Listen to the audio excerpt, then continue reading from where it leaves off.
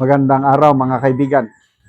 Bigyan natin ng reaction, opinion itong post ni Ka Eli Saludar. Sabi dito na, wow, grabe! 1.3 billion daw pera ng taong bayan na ipinamudpod di umano ng mga kongresista para aktibong makilahok sa impeachment proceedings sa House of Representatives at sirain ang imahe, kredibilidad ni BP Sara. Isiner ni Kaeli Saludar ang post ng Abante.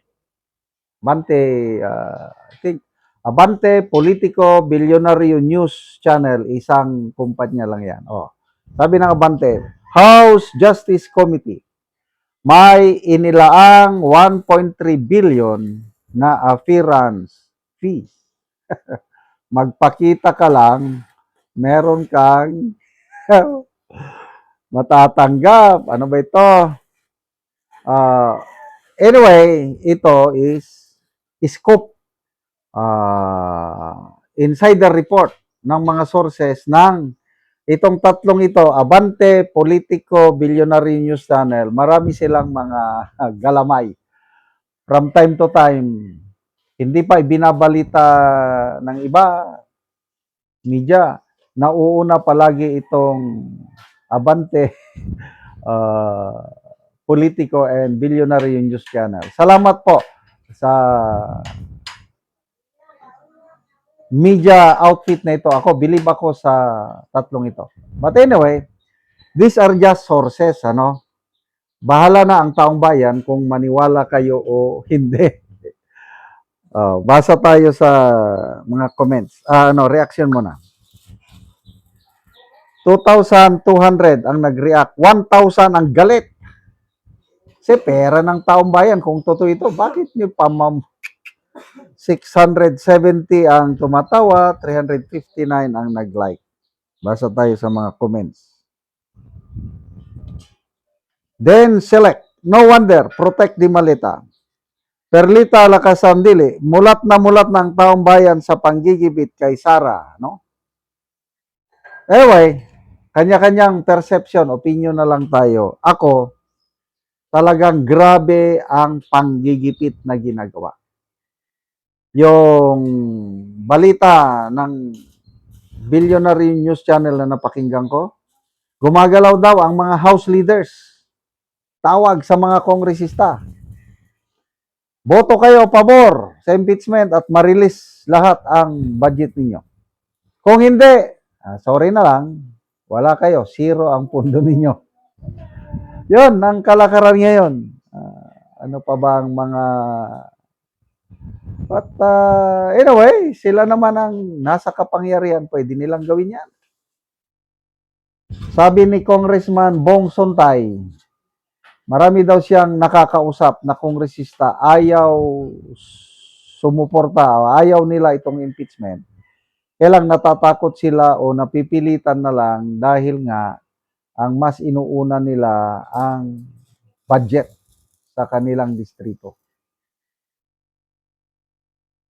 So, sige, kung gano'n ang paninindigan ng mga kongresista, bahala silang managot sa kanilang constituents. Kaya bantayan natin mga kaibigan, itong botohan nila sa plenary ngayong, I think, May 11. Kung sino yung mga matatapang, sino yung may paninindigan. Kagaya nung impeachment last year, ito ang mga maalala ko na hindi bumoto. Congressman Joma o Richard Gomez.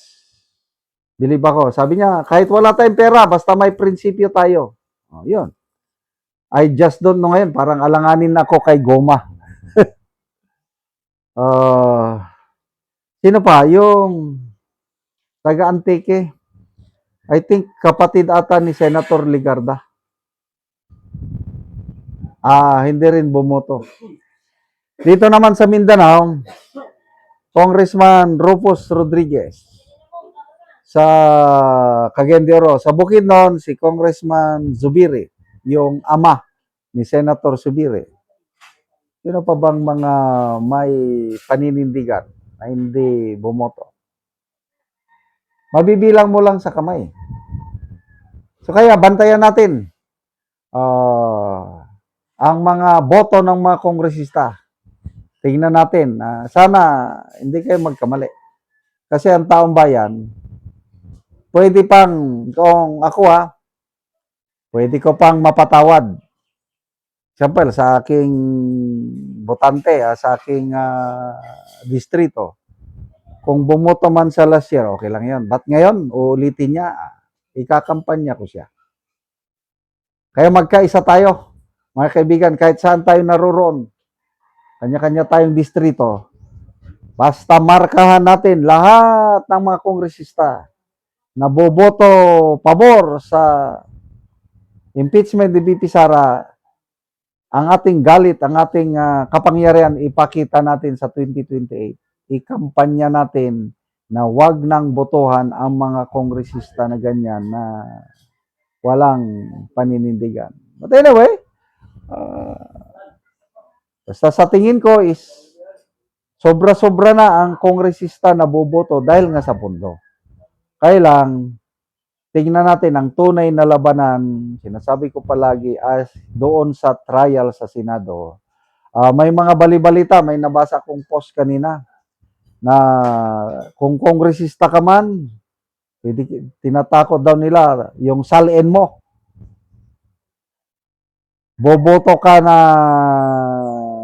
pabor, no problem. Pag iba ang boto mo, hindi ka lang iipitin nilang pundo, pati yung salin mo is uutingkayin.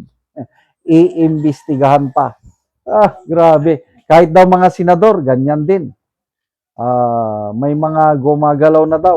Kanino ko ba? Parang kay Congressman Pulong Duterte. Nabasa ko yung post. Talagang takutan.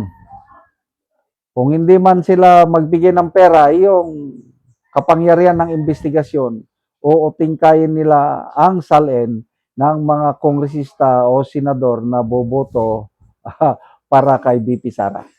Salamat mga kaibigan sa inyong pagsubaybay sa channel nito.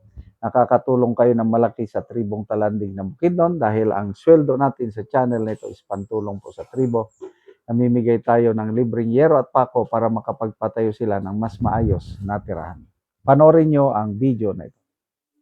Karon mo una ni ang pag-atupan sa natabangan na mo og yero nga iyang gipatindog nga bagong balay. So mo na ni ang yero nga among gihatag nga ilang iatop karon.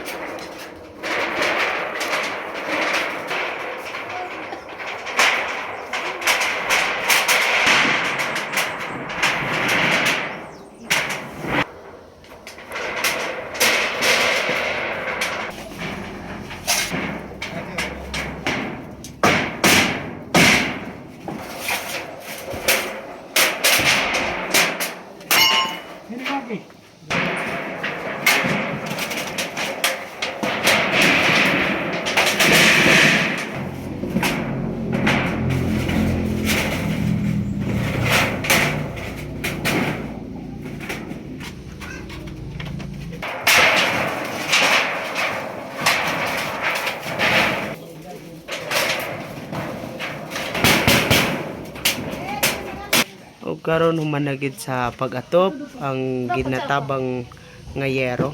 So nag-atop na gid sila ang nagpatindog sa ilang balay. Kaya kung pagpasalamat sa atong makagagahom nga igiyahan siya sa kanang mga nagdumala ning sin hinaut dako kay kung pagpasalamat kay nakaatop gyud ko malipayon gyud kay ko karon nga nakadawat ko.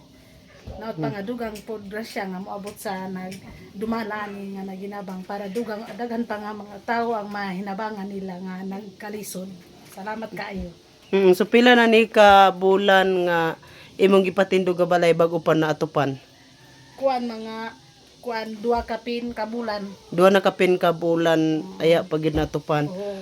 So nga naman sa gidugayon na nga gipatindog ni mga balay wala nimo naatupan. Tungod sa kanang atong mga kuan karon kalisod sa panahon wa tay kuan ay Walay- kita pero igora kaon. Walay ikapalit. Oo, walay kapalit. Oo. So salamat kaayo. Salamat sad kayo sa kay nahinabangan ko og sin. Dako kay ko pagpasalamat. Okay, salamat.